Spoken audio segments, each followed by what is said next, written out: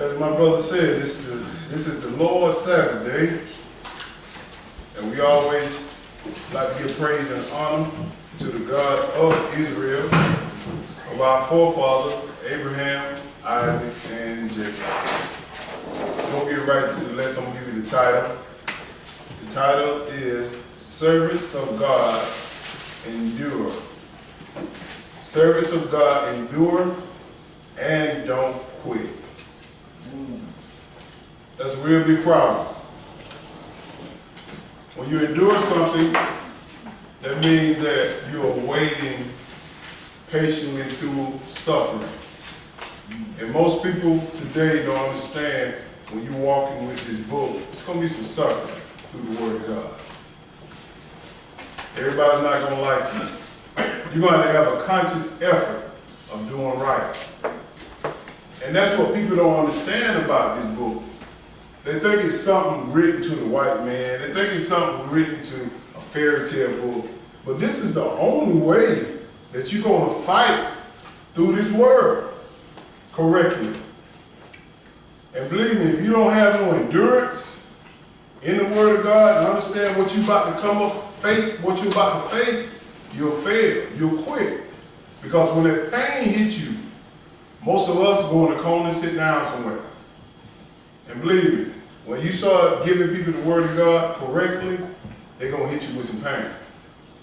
So, servants of God, we got to be battle tested, being soldiers for the Lord. Everybody here want to go to the military and get a job. And then I tell people all the time, even dealing with military, I say, man, you need to investigate before you go to the military to understand what you have to go through and being a soldier. But people don't understand that. It's the same thing about the Lord. You got to investigate what He wants you to do so you can be a soldier in the army of the Lord. When you talk about something spiritual, we talk about future right now, you got to be a soldier with this. Most of us, we ain't no soldiers. We quitters.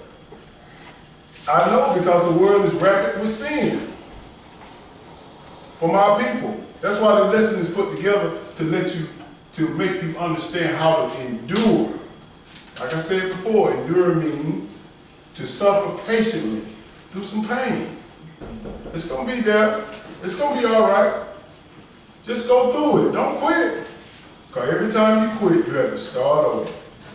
You have to start over, start over, start over. And we don't like to start over. I don't like to start over.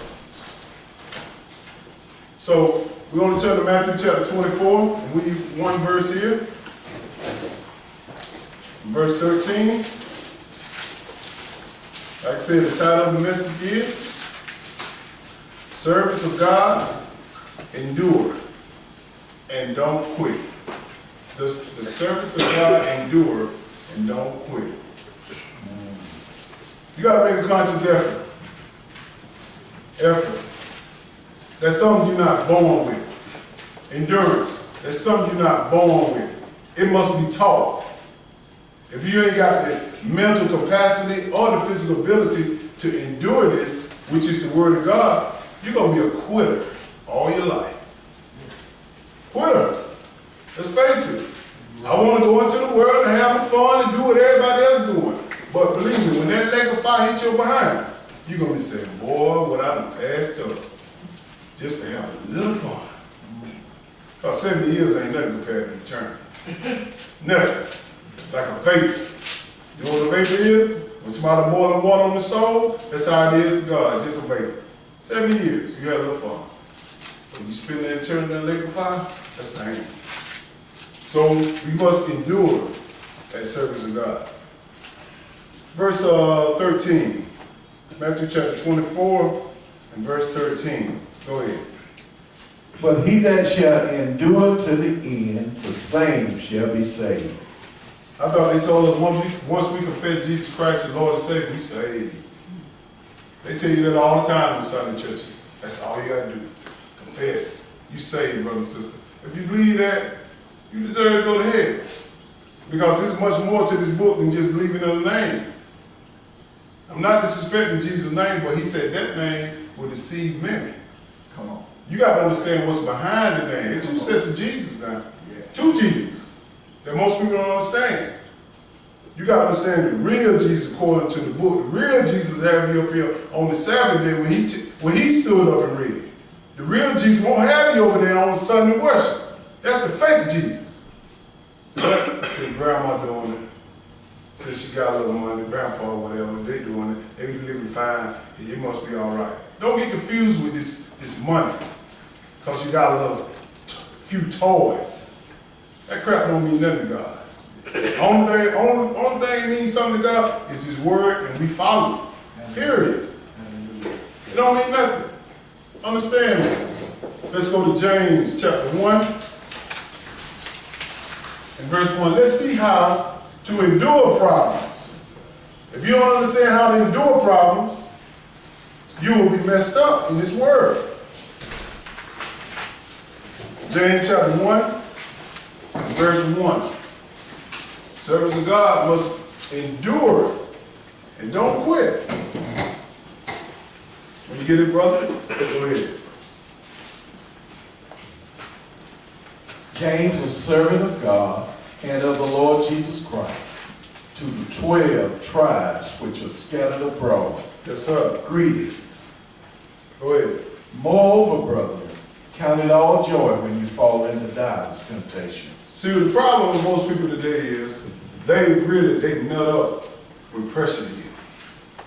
But God tells us right here, He said, count it all joy that you go through these divers, meaning many temptations. That's right. Meaning that you cannot go through this world without having some type of pain, some type of temptation, some type of whatever dealing with this world.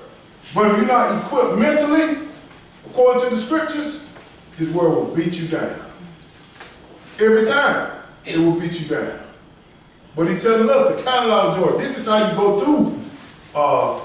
This is how you have endurance and you don't quit. Count it all joy. I will wait for that. As a man having a family, you got to make sure you prepare for anything that breaks down in the house, anything that breaks down on the car. So you prepare, you save. Because I know it's going to happen. I'm just waiting when it's going to happen. But if you're not a real man, you'll sit up there and just spend all your money, have fun. There was some breakdown, you look for everybody else to give you something. No, this is what we do here. Just like soldiers in this word. We wait for something to happen. We got to prepare ourselves mentally through the word of God to handle it. Because most people, they'll turn their back on God just because they get a little hungry or thirsty. We don't find out all that. But we learning how to endure the pain of the world. Go ahead. Verse 3. Knowing this, that the trying of your faith worketh patience. That's what most of us don't have. Patience. Working patient. When you get tried, it work your patience. But if you never tried, you always gonna be like that little baby, that little child. The time somebody hit you or hurt you, you go crying to mom. Or you go crying to daddy. Whoever gonna sympathize with your pain. But when you become a man, when you become a woman, you deal with it. You deal with it. And you know how to deal with it with the scriptures. You know how to endure with it. Go ahead, brother. But let patience have her perfect work. Yes, sir. That ye may be perfect and in time, wanting nothing. So you got to let patience have its perfect work. Because once you go through something, it's a teaching tool. That's right. Teaching tool. It'll teach you not to go there and touch that iron again. Just like when you were little. Mom tell you, don't touch the iron, it's hot. You know, them kids go over there and touch it. Then when they get burned, now they understand, it's hot. Every time you walk by it, hot. Y'all know about that. But go ahead. If any of you lack wisdom, let him ask of God, that giveth to all men liberally, and upbraideth not, and it shall be given him. That's the problem. We ask everybody else but God. When we going through our times and tribulation, we go to our friends, our homeboys, our homegirl, girlfriend, or whatever, and ask them, what you think? Them jokers don't know nothing. Look at the situation they in. They doing just as bad as you. You got to go talk to someone who got this book on hand to teach you what God sees. If you don't know what God sees through His eyes, you cannot prosper in this world. And I'm not talking about money. Because you got to have some sense of patience in your head. Because when them times hit you, you got to be patient enough to suffer through it. Like I told y'all, to endure something is to suffer through it patiently. Go ahead, brother. Verse 6. But let him act in faith, not wavering. For he that wavereth is like a wave of the sea, driven with the wind and tossed. See, that's the problem a lot of times. People don't have faith. Oh, I prayed yesterday to God so he can get me a job. You just prayed one day. It takes time. I just prayed one time. And it's supposed to happen immediately. No, it ain't gonna happen immediately. He trying to make sure that you ain't trying to pimp him. Most of us trying to pimp God and say, I'm gonna see if you're gonna do it today, then I believe in God. Don't work like that. You trying to prostitute the gospel. Have faith in this, that it's gonna happen. Suffer through the pain. You might not have air conditioning. You might not have much gas in your car. You might not have much of anything, clothes. Just suffer through it. But when it comes through, you'll know who done it for you. Go ahead, brother. For let not that man think that he shall receive anything of the Lord. A double-minded man is unstable in all his ways. So that's the problem. You can't go back to believing God, then back to believing your friend. Back and forth. Because of the situation make you feel bad. Suffer through it. That's why this message said, a servant of God endure. And don't quit. You suffer through it. You can't be double-minded. Your mind is with Christ one minute, then when the pain hits, I'm going back to the world. That's equivalent. Jump down to verse 12. Go ahead. Blessed is the man that endureth temptation. Yes, sir. For when he is tried, he shall receive the crown of life, which the Lord has promised to them that love him. See, that's what we're waiting on, that crown. Them churches ain't teaching y'all about the crown of life. They teaching about getting your stuff. Getting money, getting cars, getting a husband, getting a wife, all this stuff. Don't get me wrong. Some of that stuff right there is good. But that crown is the most important thing you need to be focused on. That is being up there with Christ, reigning with him. That's what you need to be focused on. All the other stuff ain't going to be added to you. But you want to see if you're going to make him number one. And understand, a lot of people that made people their God. Because whatever they say, they roll with it. No, you got to make sure this word of God is operating. When this person tells you something, you got to go back to the answer key, which is the Bible, and see if they telling the truth. Most people don't go to the answer key. They go to their mom, dad, brother, sister. No, go to the book and see if he's telling you the truth. Period. But like he said, work is patient.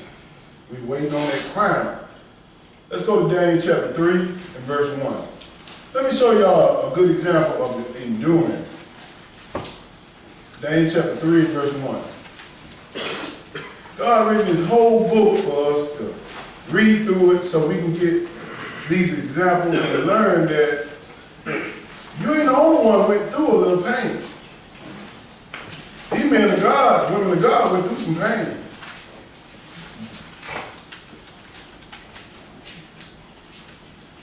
Daniel chapter 3 and verse 1. It's a time when the three Hebrew brothers, Shadrach, Meshach, and Abednego, and Nebuchadnezzar. So we're going to read about these three Hebrew men and see what they had to endure. And some of us going to have to endure the same thing. We're going to read verse 1 and jump to 4. Go ahead, brother. Nebuchadnezzar the king made an image of gold, whose height was 80 cubits, and the breadth thereof 6 cubits. He set it up in the plain of Dura, in the province of Babylon. See, Nebuchadnezzar, he was the king over the whole world. He ran the whole world. God gave him that power in the whole world. He got puffed up and made a statue of himself. And he wanted everybody to bow down and worship it once some music come on. But these Hebrew men knew about God's commandments. You can't bow down and worship nothing. That's the first commandment. Thou shalt not have no other gods before him, or any graven image. But go ahead, jump down to verse 4. Let's get into it. Then an herald cried aloud to you it is commanded, O people, nations, and languages. that at what time ye hear the sound of the cornet, flute, harp, sackbut, pastry, deceiver, Yeah. and all kinds of music, ye fall down and worship the golden image that Nebuchadnezzar the king has set up. He said, once you hear all the instruments played, at once everybody needs to bow down, fall down, and worship. Worship. Go ahead. And whoso falleth not down and worship shall the same hour be cast into the midst of a burning fiery furnace. So if you didn't bow down at the same time, they're going to cast you in the burning furnace and kill you. The same thing going to go in the future also now. Once this mark of the beast being set up, if you don't bow down and worship that graven image, what's this man the sin going to set up? It's the same thing God telling this story over and over and over again. But most people think it's some old stuff. If you want to know what God thinks, go back and read the past. Come on. You'll understand. Go ahead. Therefore, at that time, when all the people heard the sound of the cornet, flute, harp, sackbut, pastry, and all kinds of music, Yes, sir. all the people, the nations, and language fell down and worshipped the golden image that Nebuchadnezzar the king had set up. Go ahead. Wherefore, at that time, certain Chaldeans came near and accused the Jews. So these Chaldeans came here and accused the Jews. And these Jews were the Hebrew men. They weren't bowing down and worship. Go ahead. They spake and said to the king, Nebuchadnezzar, O king, live forever. Thou, O king, hast made a decree that every man that shall hear the sound of the cornet, Yes, sir. flute, harp, sackbut, pastry, and deceiver, Uh-huh. and all kinds of music shall fall down and worship the golden image. Go ahead. And whoso falleth not down and worship, that he should be cast into the midst of a burning fiery furnace. So I just want to set a little foundation, read this so you'll understand what's going on. And the same thing going on today. Y'all these people today fall down and worship Santa Claus. These people fall down and worship the Christmas tree. They get around and say, oh, Christmas tree. Oh, y'all know the song. They fall down and worship these graven images. Same thing. Amen. But because the preaching side of the church ain't telling y'all that, y'all think this is something new. It ain't that new. What new is you ain't never read it. This book been around 2,000 years. Go ahead. Verse 12. There are certain Jews whom thou hast set over the affairs of the province of Babylon. See, these certain Jews, these were the Hebrew men. They were set over the affairs of the king, meaning that they were running the kingdom for the king. They came to them for knowledge. The Hebrews always had the knowledge. That's how God signed it up. But go ahead.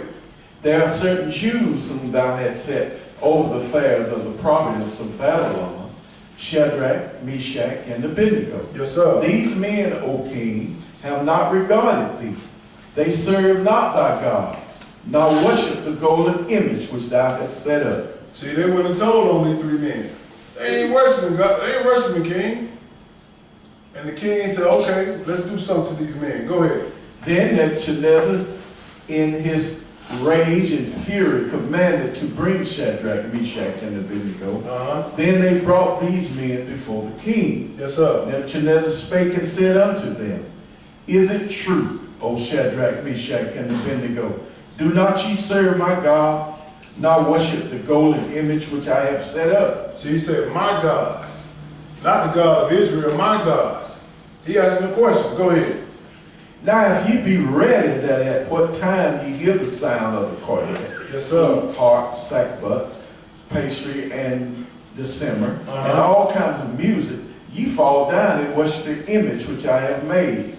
Well, but if ye worship not, ye shall be cast the same hour into the midst of a burning fiery furnace. And who is that God that shall deliver you out of my hand? You see what he said? Who is that God? Now God signed him up to run the world, but he asking, who is this God? He knew the God of Israel. Them boys been inside his kingdom the men been inside his kingdom for a while. But he puffed up, thinking because he got a little money, thinking because he got some little rulership. Go ahead. Shadrach, Meshach, and Abednego answered and said to the king, O Nebuchadnezzar, we are not careful to answer thee in this matter. If it be so, Our God, whom we serve, is able to deliver us from the burning fiery furnace, and he will deliver us out of thine hand, O King. This is what he said. He said, Nebuchadnezzar, you don't play around with Nebuchadnezzar. Now he was the king of the world. He said, we got to answer y'all, answer to you.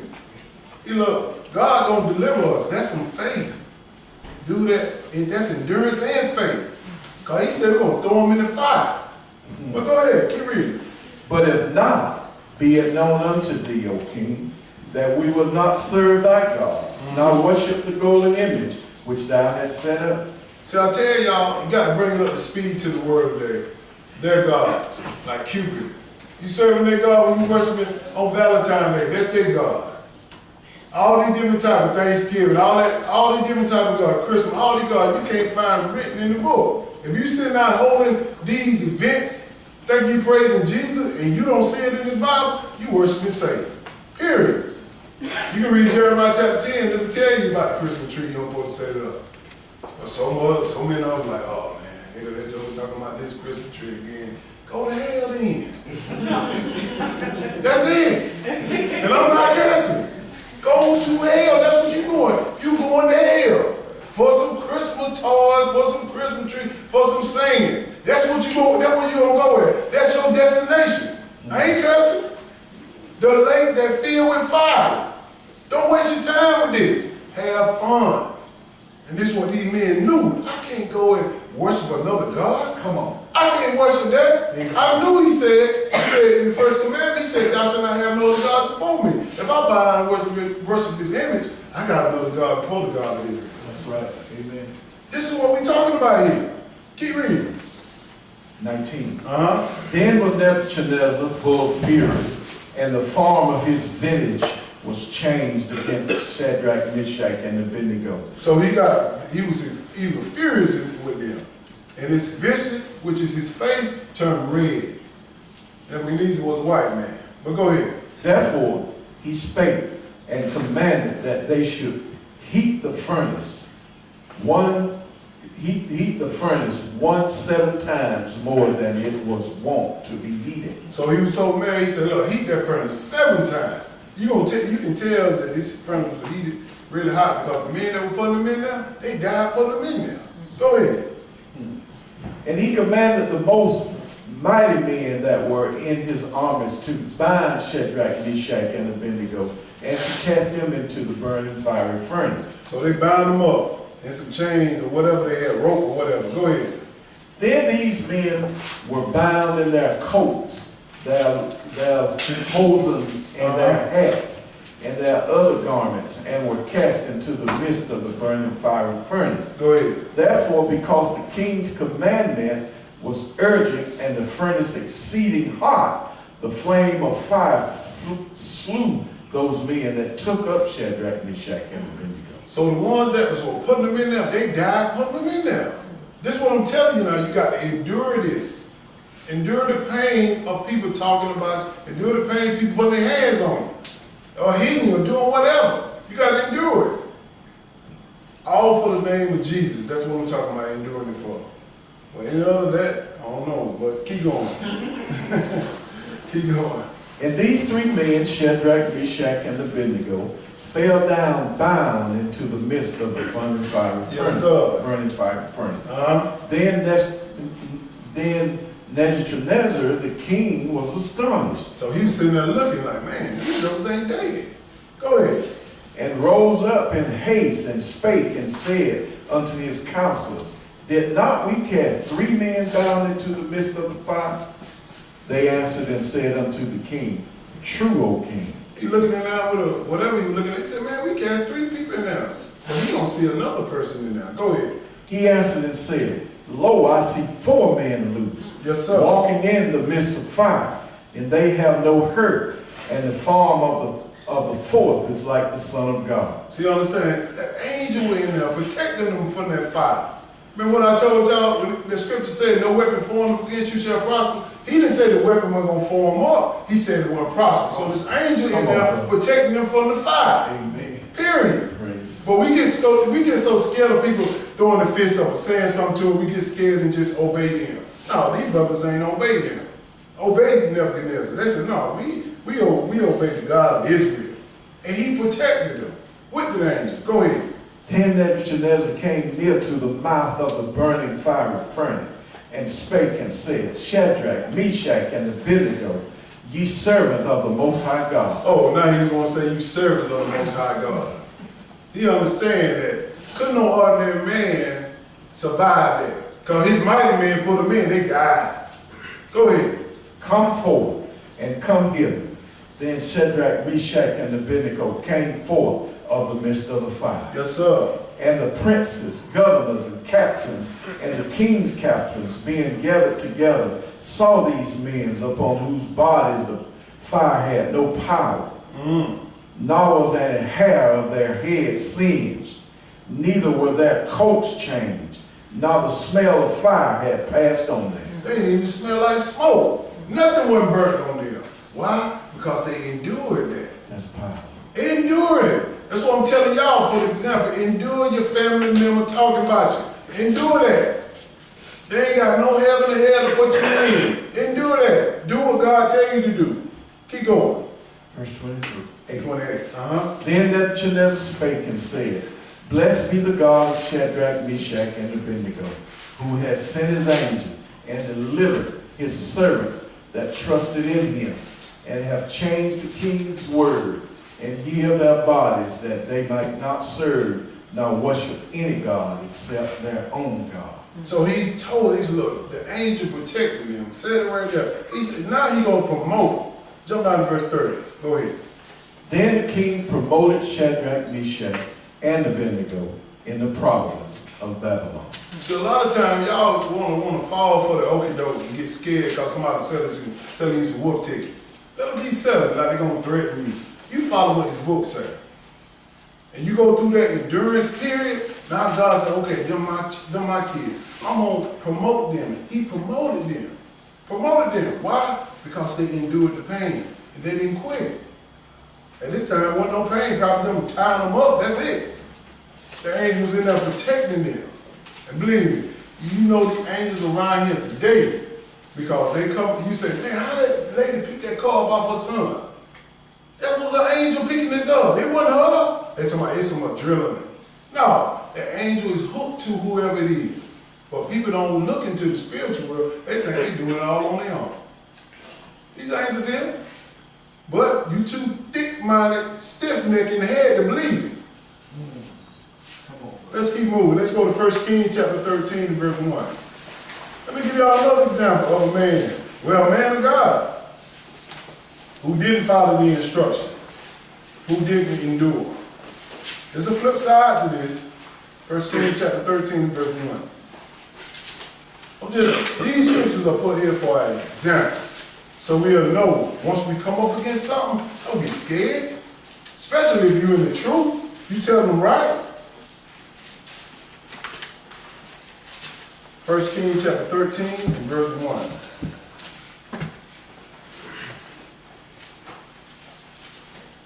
Go ahead when you get it, brother. And behold, there came a man of God out of Judah by the word of the Lord unto Bethel, and Jeroboam stood by the altar to burn incense. Now this man of God, it was delivering a message to Jeroboam, the wicked king, but we ain't dealing with the message right now. But I want to show you the instruction. When God tells you something to do, you follow it to the T. Don't deviate from it. If he tell you to be here on the Sabbath day, you be here on the T. Period. Don't deviate from it. So many people get sidetracked over the smallest thing, like some food, some water. If they feel a little thirsty, they feel a little hungry, whatnot. They ain't get what they want. They'll start going back to the world. Suffer through it. Endure it. But let's look at this man of God. Jump down to verse 3. Go ahead, brother. And he gave a sign the same day, saying, This is the sign which the Lord has spoken. Behold, the altar shall be rent, and the ashes that are upon it shall be poured out. Now he told Jeroboam, look, your altar, you ain't going to be king no more. I'm going to take it away. But not in your generation, but in your kid's generation. But we ain't dealing with that one right now. I would just want to get down to the meat of the matter of what he did wrong. This man of God who's delivering the message. I ain't excluding myself. You got to deliver this message and not endure the pain of people looking at you crazy because you're saying something they never heard before, you just got to say it and keep it rolling. And the man of God did say it, but he didn't follow it all the way through. Go ahead. And it came to pass when King Jeroboam heard the sayings of the man of God, which had cried against the altar in Bethel, that he put forth his hand from the altar, saying, Lay hold on him. And his hand which he had